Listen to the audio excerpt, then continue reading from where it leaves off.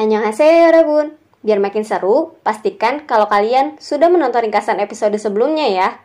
Selain itu, jangan lupa subscribe dan pencet lonceng buat tahu updatean sinopsis film atau serial lainnya. Like dan komennya juga jangan lupa. Yuk, tanpa lama-lama kita mulai. Sijat. Sojun terus melancarkan aksinya mendekati Jukyung demi mengganggu Suho. 네 말만 들을 거니까. 나 임주경 말만 들을 건데? 내가 좀 제 말만 듣거든. Mulai dari memberikan Jukyung minuman, mendekatinya saat jam makan siang, hingga menghidangkan Jukyung lauk kesukaannya. Teman-teman Sojun lucunya juga kompak sekali mendukung kedekatan mereka. Namun Jukyung terus-menerus menolak perhatian tersebut. 딸기 좋아하거든? 꺼서 줄래? Ia juga berusaha mengembalikan kunci motor yang Sojun berikan. Tetapi Sojun ada saja akalnya. Terakhir, Sojun bahkan sampai sengaja menaruh motornya di depan rumah Jukyung. 바이크가 너네 집 앞에 있는데. Wah, memang ya, kalau interaksi Suho dan Jukyung bikin penonton senyum-senyum karena manis, interaksi Jukyung dan Sojun bikin penonton terpingkal saking kocaknya. Suho di sisi lain kelihatan cemburu sekali. Ia sengaja mencegah Jukyung menemui Sojun dengan alasan tidak masuk akal, mengganti minuman yang Sojun berikan, sampai sengaja menghubungi polisi untuk mengangkut paksa motor Sojun yang terparkir di depan rumah Jukyung. 바이크 안 타고 싶어? 그것도 네가 신고했냐? 미쳤구나. 참고로 바이크키 나한테 있다. Suho juga kelihatan sekali makin mendekati Jukyung. Ia sengaja mengajak Jukyung bertemu dengan dalih mengambil jaketnya yang terkena muntahan sang kakak di episode lalu. Jukyung yang lama-lama jadi naksir dengan Suho bahkan mulai menjaga image. Dia sengaja menggunakan riasan wajah walaupun biasanya bertemu Suho dengan tampilan ala kadarnya. Suho juga ada-ada saja deh tingkah modusnya. 뭐가 향기. 세제를 어제 바꿔가지고. Festival Sebom akan diadakan dalam waktu dekat. Para murid terlihat antusias sekali mengikutinya, termasuk Suho. Ia yang awalnya sempat keluar dari tim basket, kini sengaja masuk lagi untuk membuktikan kemampuannya pada Jukyung. Sojun yang mendengarnya pun ikut-ikutan. Ia masuk ke tim lawan agar tidak kalah saing dengan Suho. Jukyung secara tidak sengaja menyaksikan kasus perundungan yang terjadi di klub paduan suara. Gadis bernama Gowon dirundung oleh teman-temannya yang iri karena ia terpilih untuk menyanyi solo. Jukyung yang melihatnya pun langsung bertindak.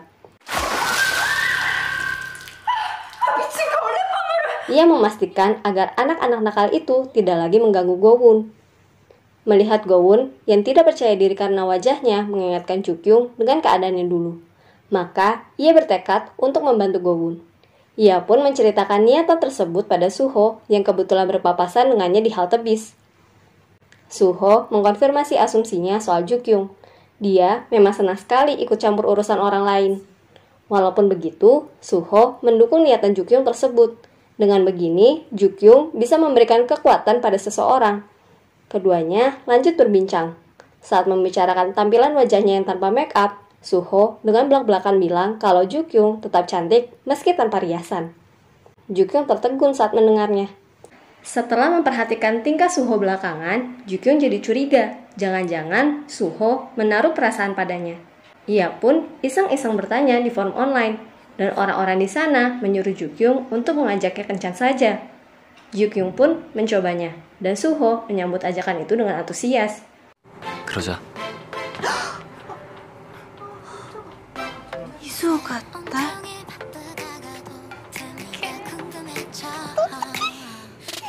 Hari festival tiba. Jukyung kebetulan melihat Gowon yang datang dengan riasan tidak rapi. Mirip sepertinya saat pertama kali menggunakan make up dulu. Ia pun buru-buru membawanya menjauh dari kerumunan dan memperbaiki riasan Gowon. Pentas Gowon berjalan dengan lancar. Ia tampil dengan begitu percaya diri. Selepas acara, Gowon mengucapkan rasa terima kasihnya pada Jukyung. Di sana, Jukyung terkejut sekali waktu tahu kalau Gowon ternyata adalah adik Sojun. Pun Sojun. Ia juga terkejut saat tahu Jukyung dan adiknya saling mengenal. Gowon pun menceritakan kebaikan Jukyung terhadapnya pada sang kakak. Jukyung kira hubungannya dengan Suho akan berjalan dengan baik. Namun mendadak, sikap Suho berubah 180 derajat. Ia balik menjadi Suho yang dingin. Katanya, selama ini Suho bersikap baik kepada Jukyung lantaran mengasihaninya. Ia juga menyuruh Jukyung untuk tidak lagi terlibat dengannya. Mendengar ucapan tersebut, Jukyung sakit hati sekali. 귀찮게 안 할 테니까 너도 나 불쌍하게 생각하지 마.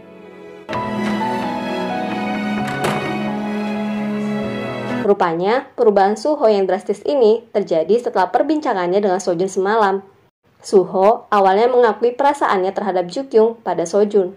Namun Sojun malah mengungkit masalah kematian Seon dan mengingatkan Suho lagi bahwa ia tidak pantas bahagia. Suho yang jadi teringat kembali dengan masalah tersebut akhirnya benar-benar berpikir serupa.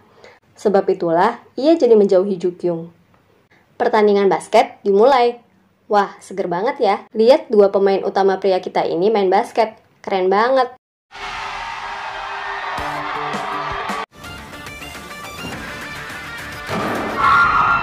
Di akhir pertandingan, Suho kembali mengajak Sojun berbincang. Katanya, Sojun benar. Suho tidak pantas bahagia setelah apa yang ia lakukan pada Seon. Namun, jangan libatkan Jukyung. Kalau memang Sojun ingin meluapkan kekesalannya, maka cukup lakukan itu kepadanya. Suho mengalami serangan panik saat mendengar lagu Seon dinyanyikan. Kita akhirnya diperlihatkan kilas balik kejadian Seon dari sudut pandang Suho. Rupanya, saat Seon menghubunginya malam itu, Suho sedang banyak pikiran. Ia baru saja mendengar kabar skandal sang ayah dengan seorang wanita. Setelah pikirannya kembali tenang, Suho terlambat. Seon sudah keburu melancarkan aksi bunuh dirinya.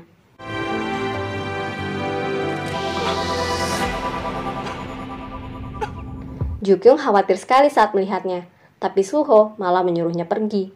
Sojun kebetulan melihat kejadian tersebut dan lama-lama jadi kepikiran.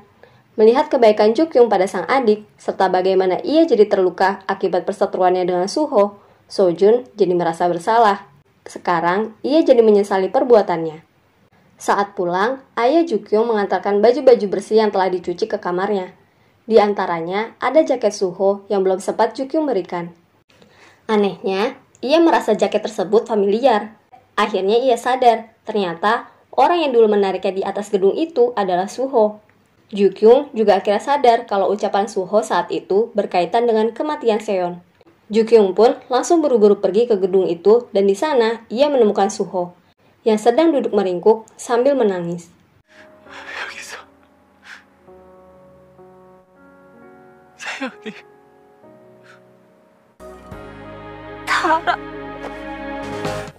Melihatnya, Jukyung pun langsung memeluk dan menenangkannya. Setelah kejadian tersebut, Suho dan Jukyung masih saling diam. Jukyung bahkan sengaja menghindari Suho. Walau diam-diam, sebenarnya ia juga berharap bahwa hubungannya dengan Suho kembali membaik. 말로 하면 되지 잡긴 왜 잡아. 난 할 말 없으니까 좀 놔줄.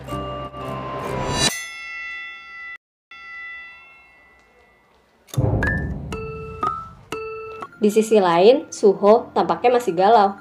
Ia masih terbayang pada masalah Seon, tapi tampaknya ia juga tidak bisa mengabaikan perasaannya pada Jukyung. Diam-diam, Suho masih memandanginya. Ia juga sengaja datang ke toko rental komik dengan harapan bertemu Jukyung.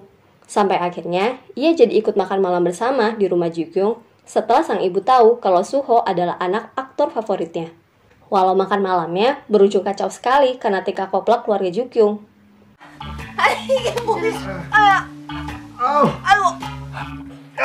Jukyung tidak sengaja berpapasan dengan Semi CS waktu hendak membelikan burger untuk sang kakak.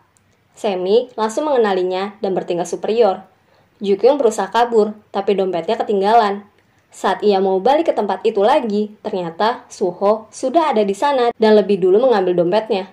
Setelahnya, Suho menghampiri Jukyung dan memberikan dompet itu. Ia juga berusaha menenangkan Jukyung setelah sadar bahwa anak-anak itulah yang dulu membulinya. Mendengarnya, Jukyung malah jadi kesal. Ia bingung sebenarnya Suho maunya apa. Saat ia kira hubungannya dengan Suho semakin dekat, tiba-tiba Suho menjaga jarak. Saat ia berusaha menjauh, Suho malah mendekatinya. 혼자 상관없고 왜 또 이러냐고. 이랬다 저랬다 사람 헷갈리게. Namun suasana mendadak cair waktu Suho menyembunyikan Jukyung dari Sojun dan temannya yang kebetulan lewat. 괜찮아. 괜찮아 이제. Kini, kita beralih pada hubungan Sojun dan Jukyung. Jukyung datang ke rumah Sojun untuk mengajari Gowon cara berdandan.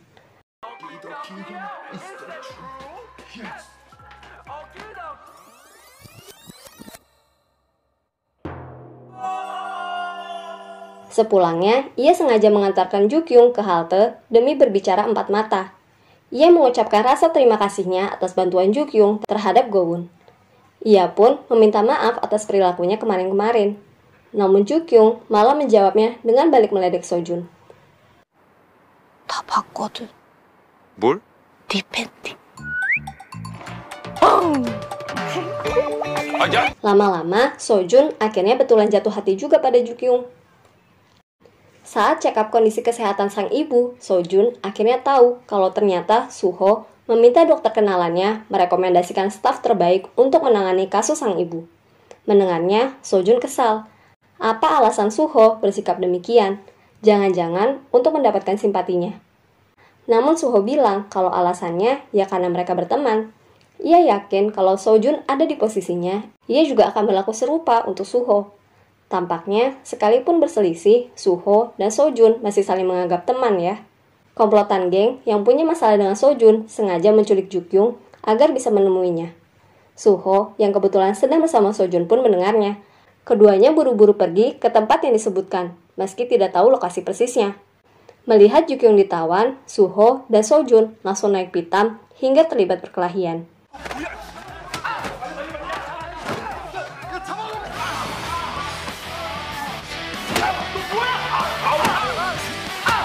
Begitupun Sujin, Suah, dan pacarnya yang juga datang untuk menyelamatkan Jukyung.